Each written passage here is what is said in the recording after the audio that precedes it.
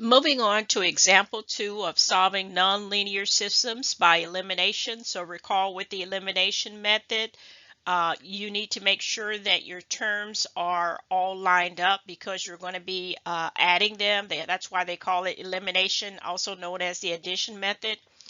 Now, in this particular example, our terms are already lined up, our like terms, so we don't need to rearrange them. All we need to do is step 1, decide whether we're going to eliminate our x squared terms or whether we're going to eliminate our y squared terms, and that's entirely up to you.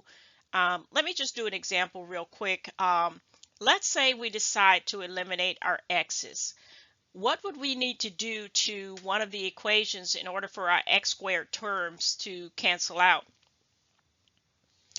If you said multiply that second equation by -4, then you are correct, because then you would have the opposite of what you have on top. And then in that case, your x squared terms will cancel out.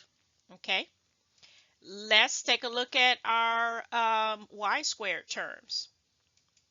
If we decide to cancel our y squared terms, what would we need to do then? Well, if you look at your y squared terms, they are exactly alike, so they can't cancel out. The only way they're going to cancel is one of them have to be a negative. In terms of which one, it doesn't matter. You can multiply the top equation by -1, or you can multiply the bottom equation by -1. Let's suppose that we decide to multiply the bottom equation by -1.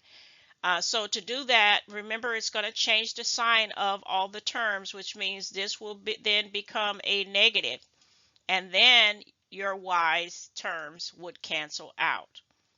Okay, so again, you can choose whichever one you like. For this particular video, I'm going to choose to go ahead and eliminate my y's by multiplying the second equation by -1.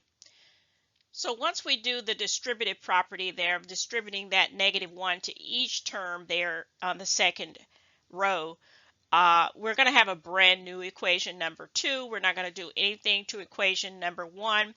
At that point, we can begin our adding. So let's start with our x squared. We have a coefficient of 4 and a coefficient of -1. So 4 minus 1 is going to give me 3. So that's 3x squared. Notice our y's canceled out. And then on the right side, our signs are different. So we're going to subtract and use the sign of the larger number, which is going to give us the 3. Last step to solving this is to divide by 3. Take the square root of each side, and x, of course, will equal 1. All right. So with square root, keep in mind that you do have the plus or minus. It's actually 2 solutions, both +1 and -1. All right, we have our x value solutions. Now we need to move on to finding out what our y solutions are so we can sort of put everything together.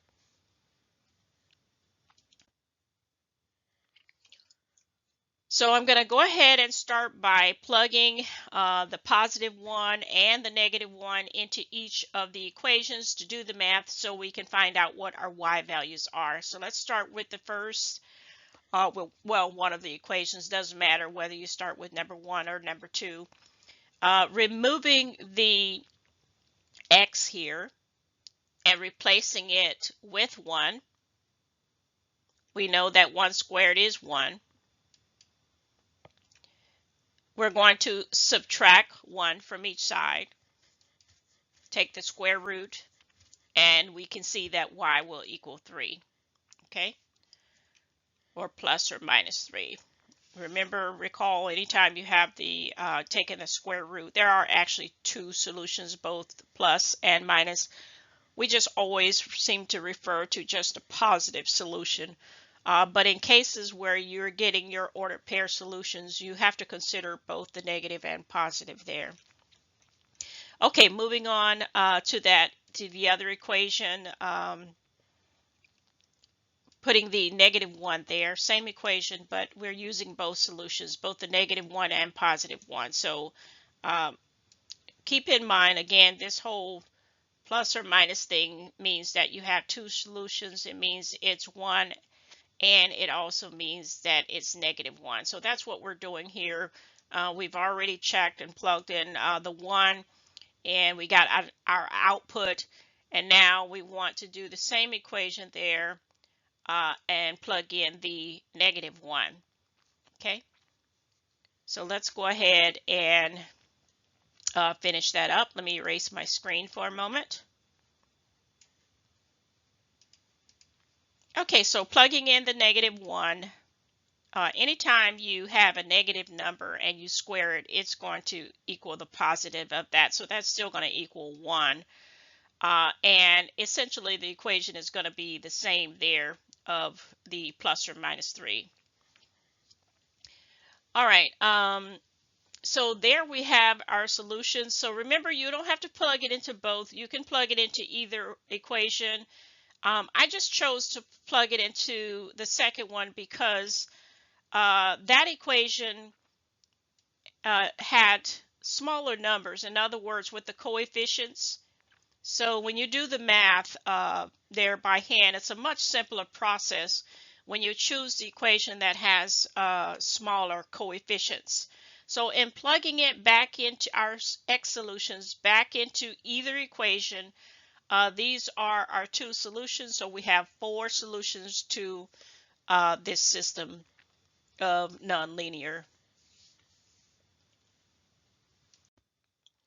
Okay, and here's what our solution looks like. We had 4 solutions, so we can expect 4 points of intersection. So 1, 2, 3, and 4. And recall the solution is the points where they intersect or touch on your graph. And there you have it.